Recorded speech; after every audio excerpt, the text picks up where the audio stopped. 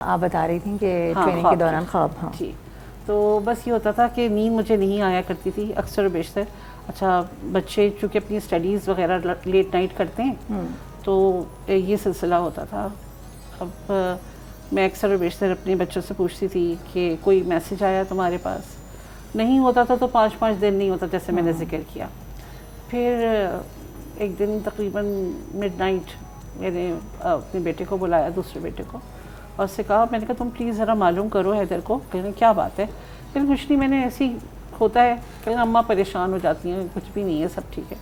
لیکن مجھے of and on ایسے خواب آتے تھے کہ جس میں میں جیسے ریگستان ہے یا پہاڑ ہیں اور وہ ایسی انجانی جگہ ہے کہ جہاں پر کسی کا کوئی اثر نہیں, اور میں کچھ تلاش کرتی ہوں مجھے ملتا نہیں ہے, یا میں بہت دور دراز چلی جاتی ہوں اور سمجھ نہیں آتا. پھر ایک دن اور ایسے ہی ہوا, 2-3 دن چلتا رہا, ہفتہ 10 دن. آخرکار ایک دن خواب میں نے دیکھا کہ جیسے میرے مطلب حیدر کے دادا دادی موجود ہیں,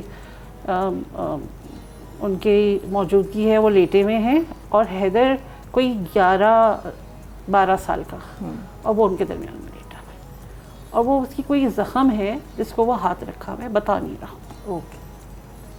تب یہ بات میں نے اپنے بیٹے سے اسد سے شیئر کی. اس نے کہا ماں سب خیر ہے, آپ صدقہ نکال دیجئے, سب ٹھیک ہوگا. لیکن میرا دل اندر سے کچھ اور کہتا تھا کہ نہیں, کچھ ہے ضرور, ایسا نہیں ہو سکتا.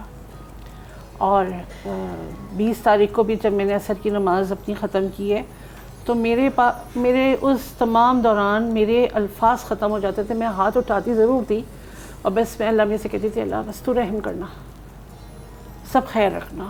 کیونکہ حیدر کے الفاظ یہی ہوتے تھے, اماں سب خیر ہے, سب ٹھیک ہے.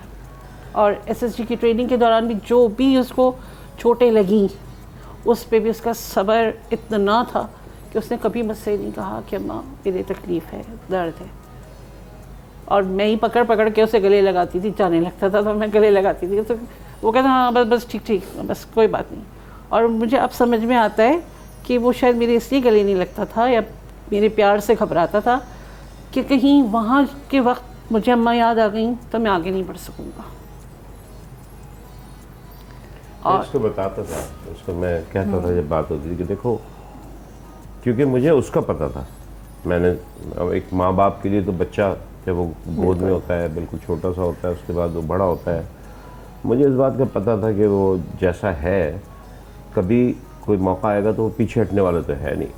تو میں اس کو کہتا تھا کہ دیکھو جس کام میں وہ ہے, جو وہ کر رہا ہے, اور جتنا خطرہ ہے, اور جو اس کا مزاج ہے, ذہنی طور پہ تیار ہو, کچھ بھی ہو سکتا ہے.